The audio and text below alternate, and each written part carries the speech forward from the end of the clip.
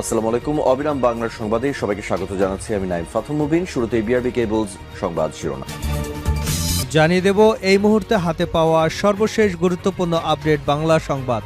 শুরুতেই জানাবো সস্ত্রীক ওবায়দুল কাদের আছেন এমন সন্দেহে ফ্ল্যাটে তল্লাশি। আওয়ামী লীগের সাধারণ সম্পাদক ও সাবেক সেতুমন্ত্রী ওবায়দুল কাদের স্ত্রীসহ অবস্থান করছেন এমন সন্দেহে চট্টগ্রাম নগরের হালিশহরের একটি ফ্ল্যাট বাড়িতে অভিযান চালিয়েছে চট্টগ্রাম মেট্রোপলিটন পুলিশ। পরে কাদেরকে না পেয়ে তার স্ত্রীর বড় ভাই নুরুল হুদা বাবুকে থানায় নিয়ে জিজ্ঞাসাবাদ করেছে পুলিশ।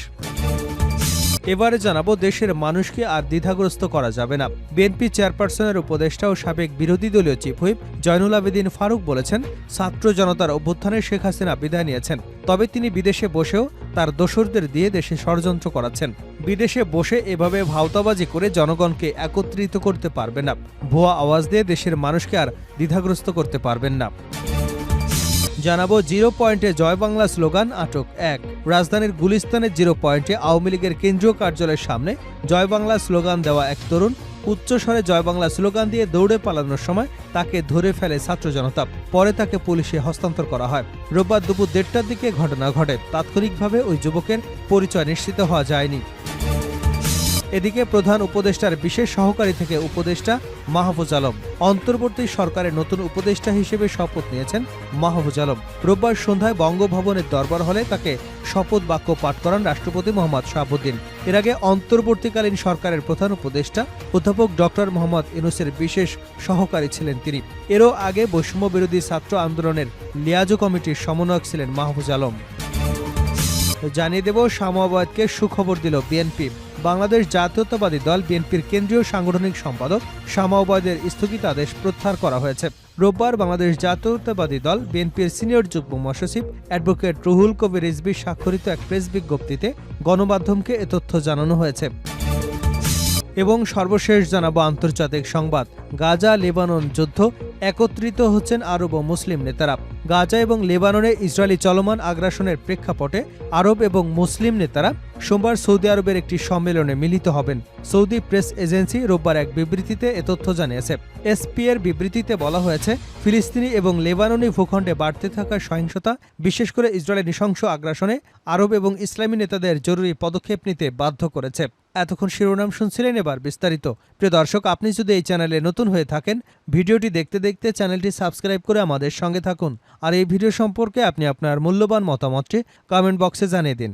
আর হ্যাঁ প্রিয় দর্শক, জানিয়ে দিন ভিডিওটি কোথা থেকে দেখছেন। সস্ত্রীক ওবায়দুল কাদের আছেন সন্দেহে ফ্ল্যাটে তল্লাশি। আওয়ামী লীগের সাধারণ সম্পাদক ও সাবেক সেতুমন্ত্রী ওবায়দুল কাদের সস্ত্রীক অবস্থান করছে এমন সন্দেহে চট্টগ্রাম নগরের হালিশহরে একটি ফ্ল্যাট বাড়িতে অভিযান চালিয়েছে চট্টগ্রাম মেট্রোপলিটন পুলিশ। পরে কাদেরকে না পেয়ে তার স্ত্রীর বড় ভাই নুরুল হুদা বাবুকে থানায় নিয়ে জিজ্ঞাসাবাদ করছে পুলিশ। রাতে হালিশহর থানা এলাকার আগ্রাবাদ এক্সচেঞ্জ রোডে AR টাওয়ারে এই অভিযান চালায় পুলিশ। এ সময় নুরুল হুদাকে থানায় নিয়ে যাওয়া হলে রোববার সকালে তাকে ছেড়ে দেওয়া হয়। কোতোয়ালি থানার ওসি ফজলুল কাদের গণমাধ্যমকে বলেন, গোপন সংবাদের ভিত্তিতে ওবায়দুল কাদেরের স্ত্রীর বড় ভাই নুরুল হুদার ফ্ল্যাটে অভিযান চালানো হয়। পরে জিজ্ঞাসাবাদের জন্য নুরুল হুদাকে থানায় আনা হয়েছিল। ওবায়দুল কাদের সংক্রান্ত বিভিন্ন বিষয় তাকে জিজ্ঞাসাবাদ করা হয়েছে। পরে কোনো মামলা না থাকায় পরিবারের জিম্মায় তাকে ছেড়ে দেওয়া হয়েছে।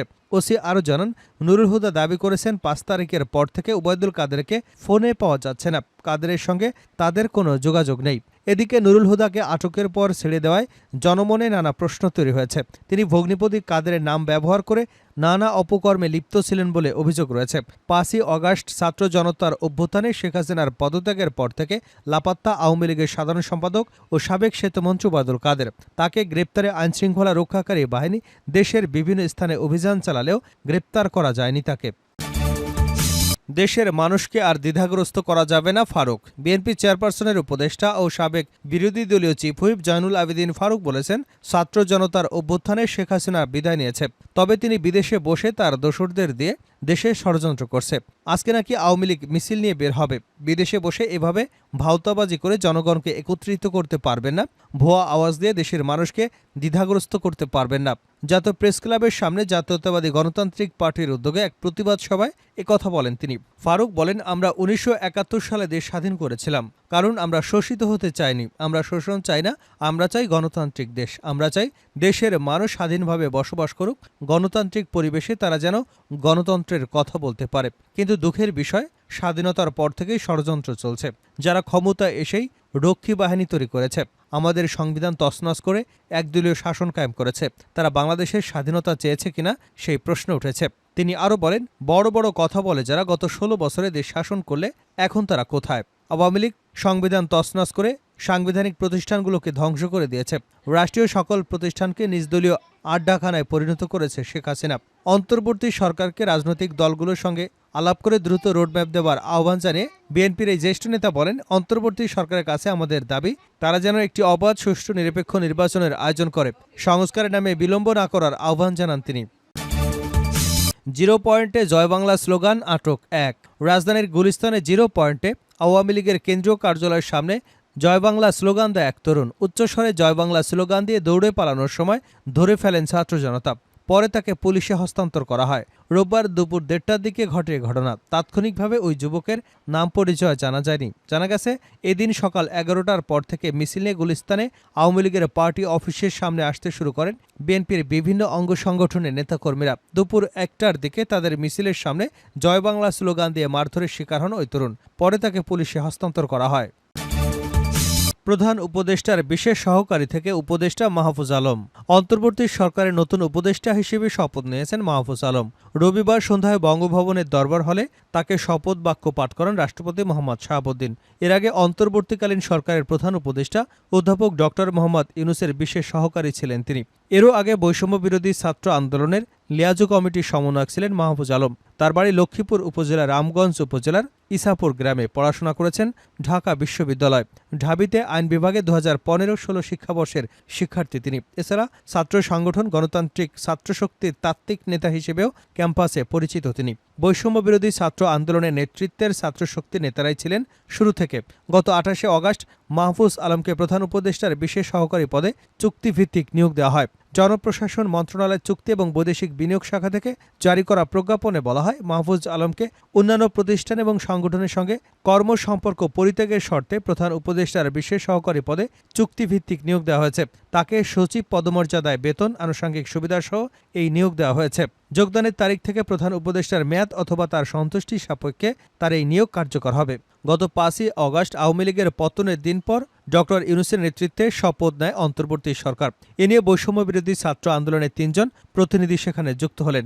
উপদেষ্টা পরিষদে আছেন 2 জন, যাদের মধ্যে নাহিদ ডাক, টেলিযোগাযোগ, তথ্য প্রযুক্তি এবং তথ্য সম্প্রচার মন্ত্রণালয়ে দায়িত্ব আছেন, আর আসিফ মাহমুদ সজীব ভূঁইয়া দায়িত্বে রয়েছেন যুব, ক্রীড়া ও শ্রম কর্মসংস্থান মন্ত্রণালয়ে। শেষ করছে আন্তর্জাতিক সংবাদ দিয়ে। গাজা লেবানন যুদ্ধ, একত্রিত হচ্ছে আরব ও মুসলিম নেতারা।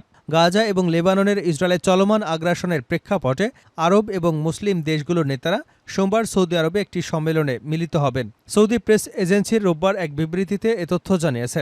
এসপিএ বিবৃতিতে বলা হয়েছে, ফিলিস্তিন এবং লেবাননি ভূখণ্ডে বাড়তে থাকা সহিংসতা, বিশেষ করে ইসরায়েলের নৃশংস আগ্রাসন এবং আরব ও ইসলামিক নেতাদের জরুরি পদক্ষেপ নিতে বাধ্য করেছে। সম্মেলনটি গত বছরের নভেম্বরে আরব ইসলামিক সম্মেলনের পরবর্তী পদক্ষেপ হিসেবে অনুষ্ঠিত হতে যাচ্ছে। সেই সম্মেলনে রিয়াদ, গাজাসহ পুরো ফিলিস্তিন অঞ্চলের বিপজ্জনক অভূতপূর্ব পরিস্থিতি নিয়ে আলোচনা হয়েছিল। এসপিএ জানিয়েছে, এই পরিস্থিতি মোকাবেলায় আরব এবং ইসলামী দেশগুলোর ঐক্যের প্রয়োজন। সোমবারের এই সম্মেলনে সৌদি আরব, জর্ডান, মিশর, কাতার, তুরস্ক, ইন্দোনেশিয়া, নাইজেরিয়া এবং ফিলিস্তিনের পররাষ্ট্রমন্ত্রীরা উপস্থিত থাকবেন। এছাড়াও যোগ দেবেন আরব লীগ এবং ইসলামী সহযোগিতা সংস্থার মহাসচিবরাও। তারা গাজায় যুদ্ধ বন্ধ এবং স্থায়ী ব্যাপক শান্তি প্রতিষ্ঠায় অবিলম্বে আন্তর্জাতিক পদক্ষেপ নেবার জন্য কাজ করবার উদ্যোগ গ্রহণ করবেন। এই উপলক্ষে রোববার সৌদি রাষ্ট্র পরিচালিত সংবাদ মাধ্যম আল আকবারিয়ান নাইজেরিয়ার প্রেসিডেন্ট বোলা তিনিবু এবং লেবাননের প্রধানমন্ত্রী নাজিব মিকাদি রিয়াদে পৌঁছানোর দৃশ্য সম্প্রচার করেছে।